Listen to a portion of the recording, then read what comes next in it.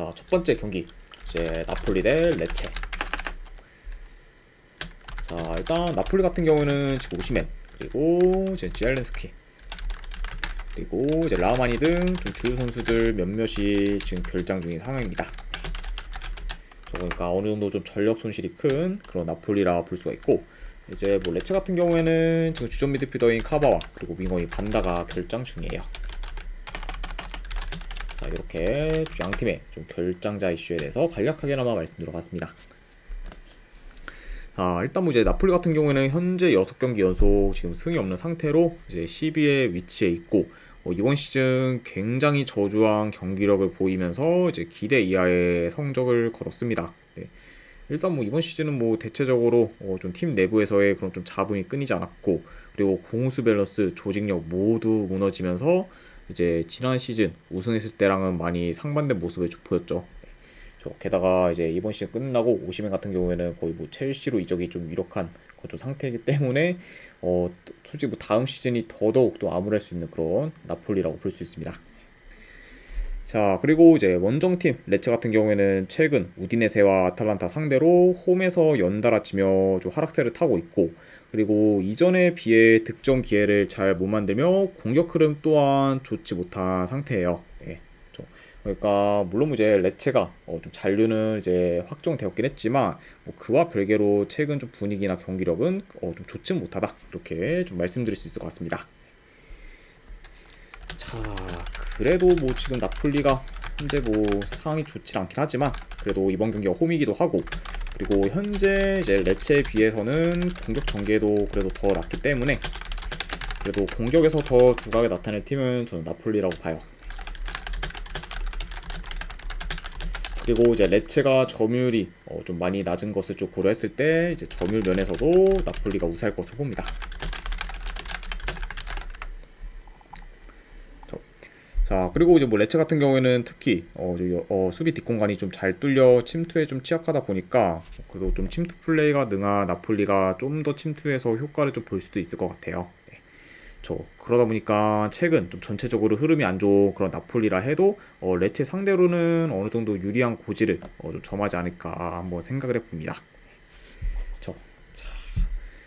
그리고 이제 상대 전적에서도 현재 뭐 나폴리가 좀 많이 우세하다 보니 어느 정도 이번 시즌 폼도 안 좋고 악재가 좀 껴있는 거를 감안해도 그래도 이 경기는 나폴리 사이드를 보는 게 조금 더 낫지 않나 생각을 합니다.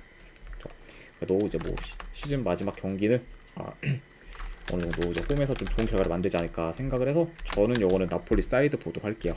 네, 나폴리 승보는 경기. 오누바 같은 경우에는 요거는 배당 대비했을 때 언더 한번 보도록 할게요. 네, 일단 확실한 거지 레체의 공격 흐름이 워낙 안 좋다 보니까 결국 레체의 좀 득점력에 따라서 오누바가 좀 갈릴 수 있는데, 그런 약간 좀 불확실성한 면을 보고서 오버를 찍기는 다소 애매하다 보니까 이거는 뭐 배당 대비했을 때 언더까지도 보는 경기 이렇게 가져와 보도록 할게요. 그래서 이거는 나폴리 승에 언더로 접근하도록 하겠습니다.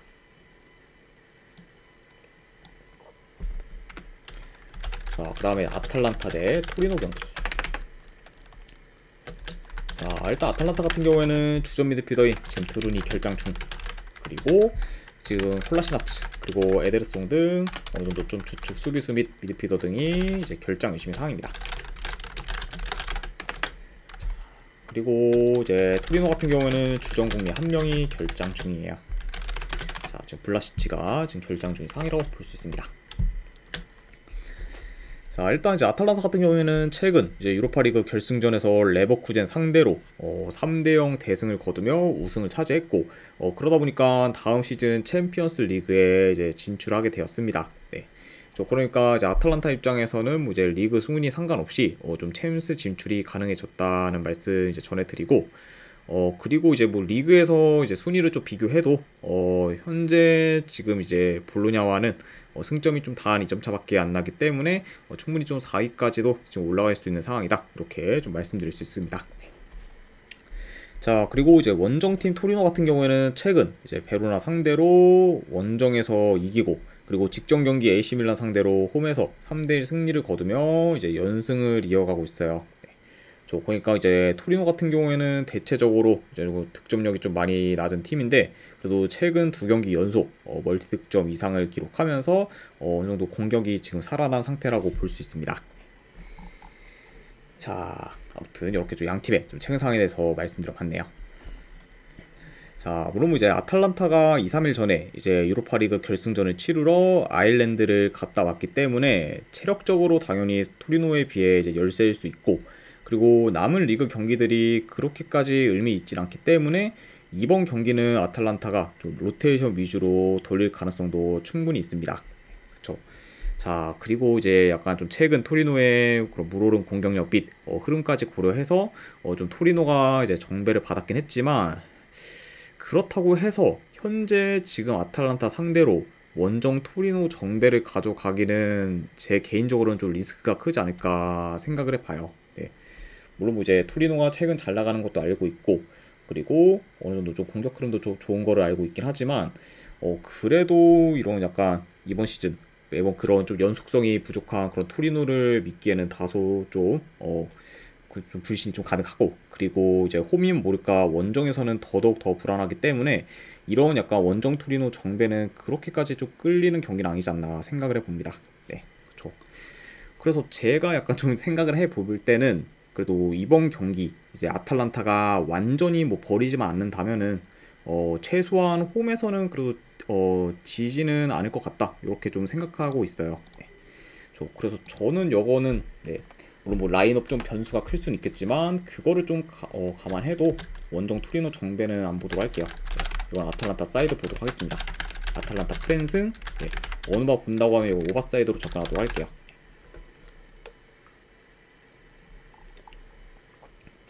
자, 이렇게 아탈란타와 토리노전까지 마무리되었습니다. 자, 그 다음에 이제 베로나 대 인터밀란 경기. 자, 우선 이제 베로나 같은 경우에는 주전 미드필더 2명이 결장 중입니다. 자, 일단 뭐 이제 팀 내 핵심 미드필더라고 볼 수 있는 두다와 그리고 폴로른슈가 결장 중인 상황이고, 이제 인터밀란 같은 경우에는 큰 결장전 없습니다. 그러니까 뭐 상황에 따라 어느 정도 좀 완전체 전력을 좀 갖출 수 있는 그런 인터밀란이다 이렇게 볼 수 있네요. 자, 일단 이제 베로나 같은 경우에는 최근 3경기 기준 이제 2승 1패로 나름 좋은 성적을 거두고 있고, 그리고 잔류도 확정되었습니다. 네. 그러니까 잔류가 확정된 지금 베로나기 때문에 이번 경기는 시즌 마지막 홈 경기라는 걸 제외하면은 그렇게까지 좀 의미 있는 경기는 아니다 이렇게 볼 수 있고, 그리고 인터밀란 역시 이미 조기 우승을 확정 지었기 때문에 큰 의미가 없는 경기이긴 하지만, 그래도 이번 경기 이기면 이제 리그 30승이라는 기록을 이제 달성할 수 있기 때문에 약간 이런 점에 있어서는 어느 정도 승리에 대한 의의는 있지 않나 한번 생각을 해봅니다. 자, 아무튼 이렇게 좀 양팀의 좀 상황에 대해서 말씀드려봤네요. 자, 일단은 좀 경기 양상을 봤을 때 원정이라 해도 인터밀란이 좀 더 점유율이 높을 것으로 봅니다. 그리고 이제 인터밀란 같은 경우는 워낙 좀 중원이 강점인 팀이기 때문에 중원 싸움에서도 베로나 상대로 좀 우위를 점할 수 있다고 봐요. 그러면서 좀 전체적으로 자기 페이스대로 경기를 운영할 것으로 봅니다. 그리고 이제 뭐 베로나 같은 경우에는 아무래도 좀 수비 후 역습 위주로 이제 풀어갈 가능성이 높은 경기다 이렇게 볼 수 있고, 자, 그리고 이제 인터밀란이 공격 패턴도 더 다양하면서 능하고, 그리고 수비 밸런스도 베로나에 비해서는 더 좋기 때문에 그래도 좀 공수 방면에서 우위를 좀 점하지 않을까 생각을 해봐요. 그러니까 뭐 원정이라 해도 인터밀란이 뭐 밀릴만한 요소는 뭐 결코 없다 이렇게 좀 말씀드려봅니다. 자, 그리고 이제 상대 전적을 봤을 때도 최근 5경기 모두 인터밀란이 베로나 상대로 이겼을 정도로 극강의 모습을 보였기 때문에 이런 약간 상성적인 면까지 고려하면 시즌 마지막 경기는 인터밀란이 이길 가능성이 좀 더 높지 않을까 한번 생각을 해봅니다. 그래서 저는 요거는 내 승패를 본다고 하면은 인터밀란 사이드 보도록 할게요. 인터밀란 승부는 경기. 그리고 어느 바 본다고 하면 이건 오바 사이드로 접근하도록 할게요. 네, 인터밀란 승에 2.5준 오바로 가져가 보도록 하겠습니다.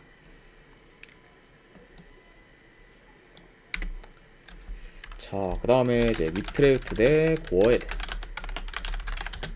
자, 이거는 이제 컨퍼런스 리그 플레이오프 이제 결승전 매치입니다. 자, 일단 이제 위트레이트 같은 경우에는 지금 큰 결장자는 없어요. 그리고 이제 고헤드 같은 경우에는 주전공이 1명, 그리고 윙어 1명이 결장 중입니다. 네. 일단 뭐 이제 팀 내 핵심 코어라고 볼 수 있는 에드바이드센과 이제 윌룸슨이 지금 결장 중인 상황이다. 이렇게 이제 보시면 될 것 같네요. 자, 일단 이제 위트레이트 같은 경우에는 직전 이제 컨퍼런스 리그 플레이오프 준결승전에서 스파르타 상대로 3대1 승리를 거두며 예상 외로 무난히 경기를 좀 풀어갔습니다. 네. 그래서 약간 좀 최근 흐름과 폼이 좋은 스파르타 상대로 어느 정도 좀 고전할 줄 알았지만 그런 약간 예상과 달리 굉장히 좀 좋은 경기력을 보인 그런 직전 경기의 위트레이트라고 볼 수 있네요. 네. 자, 그리고 이제 고어헤드 역시 홈 네이메언 상대로 역전승을 거두며 어느 정도 이변을 만들었고, 그리고 에드바이드센과 윌룸슨이 없었는데도 불구하고 네이메언 상대로 우세한 경기력을 보였습니다. 네. 그래서 이제 직전 이제 네이메언전에서 전체적으로 고어헤드가 좀 주도권을 가졌고, 그리고 득점 기회 또한 더 많이 만들면서 공격에서도 좋은 모습을 좀 보였습니다. 자, 아무튼 뭐 이제 두 팀 다 이제 준결승전에서는 이제 좋은 경기력을 좀 보였다, 이렇게 좀 볼 수 있을 것 같네요. 자, 물론 뭐 이제 지금 고어헤드가 직전 경기에서 좋은 경기력을 보였긴 했습니다. 자, 다만 뭐 여전히 지금 주요 선수들의 그런 결장은 이제 타격이 클 수 있다고 봐요. 그리고 이제 고어헤드 같은 경우에는 평균적으로 이제 원정 경기력이 이제 좋지 못하기 때문에 언제든 이제 원정에서 좀 삽질을 해도 이상할 게 없는 팀이다, 이렇게 이제 볼 수 있어요. 그러니까 이제 직전 경기 뭐 네이메언 상대로 좀 좋은 경기력을 이제 보였긴 했지만 이번 경기에서 갑자기 좀 삽질을 해도 전혀 이상할 게 없는 게 원정 고어헤드다, 이렇게 이제 볼 수 있다 보니까 약간 이런 좀 원정 고어헤드에 대한 안정성은 좀 다소 떨어지지 않나 생각을 해봐요. 자, 그래도 이제 뭐 비교적 지금 홈에서 꾸준히 괜찮은 폼을 보이고 있는 위트레이트가 더 안정성이 높고, 그리고 전반적인 경기 운영 또한 고어헤드보다는 위트레이트가 더 낫기 때문에 이번 경기는 어느 정도 홈이점을 받은 위트레이트가 유리하게 경기를 풀어가지 않을까 생각합니다. 자, 그래서 이런 점들을 좀 고려했을 때 저는 이 경기는 승패를 본다고 하면은 위트레이트 사이드로 좀 접근하는 게 더 낫지 않나 한번 생각을 해봐요. 그러니까 아무래도 이제 컨퍼런스 리그에 좀 진출할 수 있는 팀은 위트레이트지 않나 한번 생각을 해봅니다. 자, 그래서 저는 이 경기는 승패를 본다고 하면은 위트레이트 사이드 보는 경기, 그리고 요거는 고배당으로는 햄무 보는 경기로 가져와 보도록 하고, 이게 3.5 기준 언더사이드 보도록 할게요. 그래서 위트레이트 승 햄무의 3.5 기준 언더로 접근하도록 하겠습니다.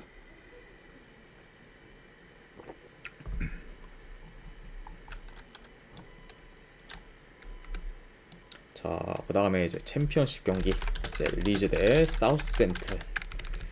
자, 요 경기는 이제 승격 플레이오프 결승전 매치입니다. 그리고 요거는 이제 좀 중립구장에서 경기가 치러져요.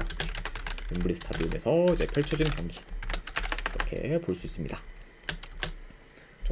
자, 그러니까 이제 이 경기는 뭐 이 경기에서 이제 이긴 팀은 이제 다음 시즌 이제 EPL로 이제 승격을 하게 된다, 이렇게 이제 보시면 될 것 같습니다. 자, 우선 리즈 같은 경우에는 주전 수비수 1명, 그리고 공격수 1명이 결장 중이에요. 여전히 이제 스트로이지과 벤포드가 결장 중인 상황이다, 이렇게 볼 수 있고, 그리고 사우스햄튼 같은 경우에는 주전 키퍼 1명, 그리고 미드필더 1명이 결장 중입니다. 자, 특히 지금 핵심 미드필더인 암스트롱의 결장은 사우스햄튼 입장에서는 굉장히 좀 뼈아플 수 있다고 봅니다. 네, 워낙 좀 중원에서 영향력이 큰 그런 좀 선수기 때문에 그런 약간 선수의 부재는 좀 타격이 클 수 있다, 이렇게 말씀드려봐요. 자, 아무튼 이렇게 좀 양팀의 결장자 이슈에 대해서 간략하게나마 말씀드려 봤습니다. 자, 일단 이제 리즈 같은 경우에는 최근 계속해서 부진한 채로 이제 정규 시즌을 마무리했지만 직전 경기 홈에서 노리치 시티 상대로 4대0 대승을 거두면서 어느 정도 살아난 모습을 좀 보였어요. 그래서 특히 이제 리즈 같은 경우에는 최근 득점력이 많이 저조했는데 그런 좀 득점력이 살아난 거는 긍정적 요인이라 볼 수 있네요. 자, 그리고 이제 사우스햄튼 같은 경우에도 프롭 준결승전에서 이제 웨스트 브로미치를 꺾으며 좋은 폼을 보여줬고, 그러면서 이제 결승전에 진출하게 되었습니다. 네. 그러니까 이제 양 팀 다 좀 직전 준결승전에서 어느 정도 좀 살아난 모습을 보였다, 이렇게 좀 말씀드려봐요. 자, 일단은 지금 이 경기 같은 경우에는 뭐 전반적으로 이제 단판 매치이기 때문에 그리고 이제 EPL 또 승격 또한 좀 달려있는 그런 굉장히 좀 중요한 경기다 보니까 양 팀 다 좀 초반에는 신중하게 좀 접근할 가능성이 있어 보여요. 자, 다만 이제 이 두 팀 같은 경우에는 기본적으로 이제 공격 템포가 빠르기 때문에 이제 좀 공격으로 전환될 때는 어느 정도 좀 스피디한 흐름으로 이제 이어질 수 있다고 봅니다.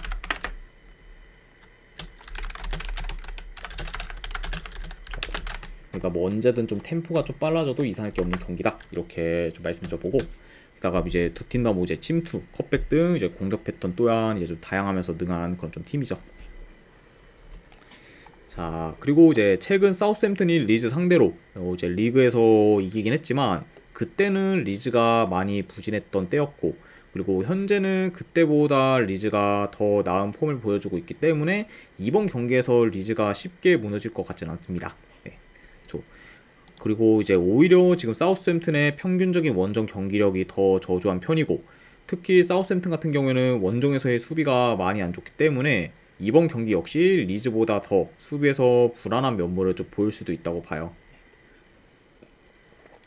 그러니까 확실히 좀 양 팀의 좀 수비를 이제 비교했을 때는 사우스햄튼이 더 좀 불안정한 팀이다, 이렇게 볼 수 있고, 그래서 약간 이런 점들을 다 고려했을 때 그래도 이번 경기는 리즈가 좀 좋은 결과를 만들어 승격할 가능성이 좀 더 높지 않을까 한번 생각합니다.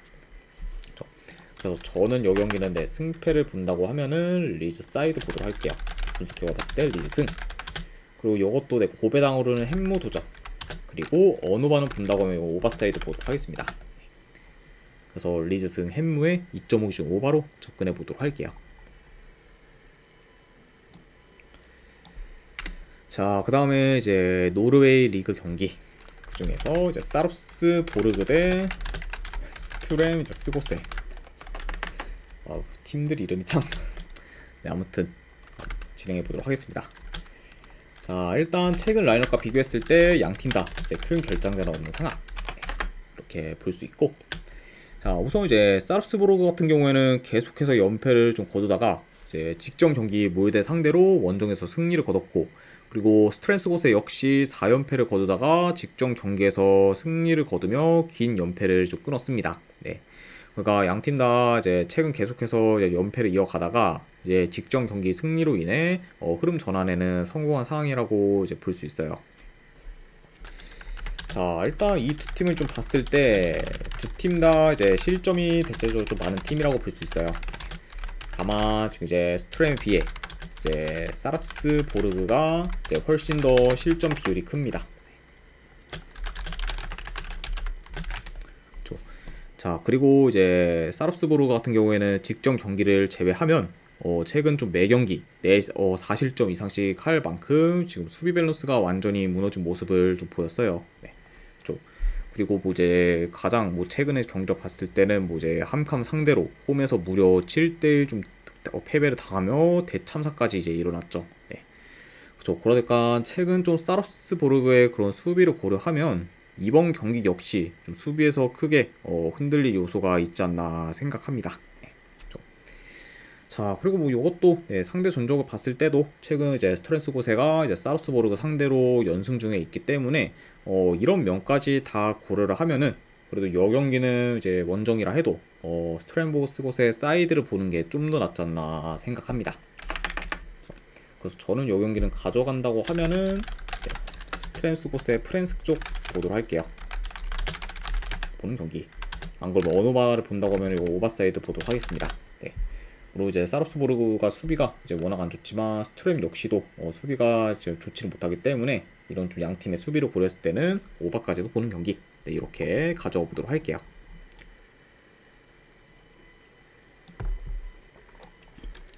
자, 그 다음에 이제 브란데 몰대 경기.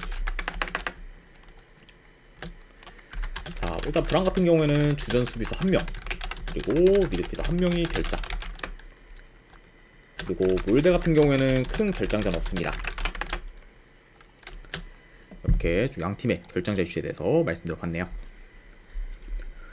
자, 우선 이제 브란 같은 경우에는 최근 4경기 연속 이제 무패 행진을 이어가고 있고, 그 중에서 3승을 거두며 현재 좀 좋은 성적을 기록하고 있습니다. 네. 그래서 일단 이제 브란 같은 경우에는 지난 시즌에 이제 노르웨이 1부 리그로 이제 승격했던 팀인데, 승격하자마자 리그 2위를 기록했어요. 네. 그만큼 굉장히 좀 돌풍을 일으킨 그런 좀 지난 시즌의 브란이라고 볼 수 있고, 그리고 이번 시즌 역시 지금 현재 최상위권에 위치해 있으며 놀라운 행보를 보이고 있습니다. 자, 그리고 이제 원정팀 몰대 같은 경우에는 여전히 강한 화력을 바탕으로 결과를 내고 있지만, 그만큼 수비도 불안정하기 때문에 안정적인 플레이를 보이지 못하고 있어요. 네. 그리고 이제 몰대 같은 경우에는 직전 경기 이제 사르스부르크 상대로 홈에서 4실점을 하며 이제 좀 패배했을 정도로 수비가 지금 많이 좋지 못하죠. 네. 그러니까 이제 몰대 역시 이제 유로파 리그에서 보였던 것과 같이 이제 리그에서도 공격에 이제 힘을 많이 쓰며 이제 좀 공격에 집중하는 플레이를 보이고 있습니다. 자, 아무튼 이렇게 좀 양팀의 좀 상황에 대해서 간략하게나마 말씀드려봤네요. 그러니까 전반적으로 좀 템포 빠른 경기로 이제 좀 흘러갈 수 있고, 그리고 현재 몰대에 비해 이제 브란의 공수 밸런스가 더 좋기 때문에 좀 더 주도권을 가지고 유리하게 경기를 풀어갈 팀은 브란이지 않나 생각을 해봐요. 왜냐면 이제 몰대 같은 경우에는 이제 이제 유로파 리그에서나 그런 이제 대회 같은 데에서도 확실히 좀 이제 공격에 비해 수비가 너무 좀 불안정한 모습을 줄곧 좀 보였기 때문에 리그 역시 좀 예외는 아니라고 생각합니다. 그러니까 좀 더 안정감 있게 약간 유리하게 풀어갈 팀은 좀 브란이라 볼 수 있고, 그리고 이제 브란이든 몰대든 양팀 다 이제 최근 매 경기 멀티득점 이상을 기록할 정도로 득점력이 좋기 때문에 이 두 팀 다 이제 득점 기회만 잘 살리면 좀 다득점 양상으로도 흘러갈 수 있지 않을까 생각을 해봐요. 그러니까 약간 좀 이런 식으로 좀 볼 수 있는 경기지 않나 생각을 해봅니다. 자, 그래도 이제 이렇게 다 말씀드렸을 때 그래도 전체적인 요소들을 다 고려하면은 그래도 이거는 홈팀 브란 사이드를 보는 게 조금 더 낫지 않나 한번 생각합니다. 그래서 저는 이 경기는 내 승패를 본다고 하면은 브란 사이드 쪽으로 접근하도록 할게요. 브란 승 보는 경기. 그리고 어느 반은 본다고 하면 이건 오버사이드 보도록 하겠습니다. 네. 브란 승의 2.5 기준 오바로 접근해 보도록 할게요.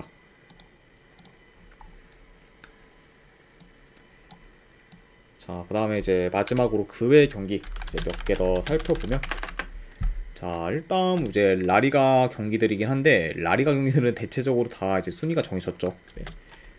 그래서 이제 그러다 보니까 그냥 좀 실력적인 면모만 봤을 때 이제 접근을 한다고 하면은 헤타페 대 일단 마요르카. 네, 승패 본다고 하면 이거 헤타페 사이드 고배당 도전하실 분들 햄무 어느 번 언더 쪽으로 접근하도록 할게요. 경기. 그리고 라스팔마스 대 알라베스. 이 경기는 알라베스 프렌스 보는 경기. 이것도 내 어느 반은 언더사이드 보도록 하겠습니다. 그리고 마지막으로 이제 세비야 대 바르셀로나. 네, 이건 승패를 본다고 하면은 그래도 바르셀로나 사이드 보는 경기. 그 대신 이거 고배당으로 햄무 도전. 네, 이 정도로 한번 보도록 할게요. 자, 아무튼 이제 이렇게까지 해서 오늘 해외 축구 분석은 전부 다 마무리가 되었습니다. 네, 어느 정도 분석이 좀 괜찮다 이제 생각되시는 분들은 추천이나 즐겨찾기 한 번씩 눌러주시면 감사드리고, 그리고 궁금하신 사항 있으시면은 채팅으로 질문 주시면 바로 답변해 드리도록 할게요. 자, 아무튼 이제 오늘도 끝까지 분석 방송 봐주신 분들 대단히 감사드립니다. 네, 감사합니다.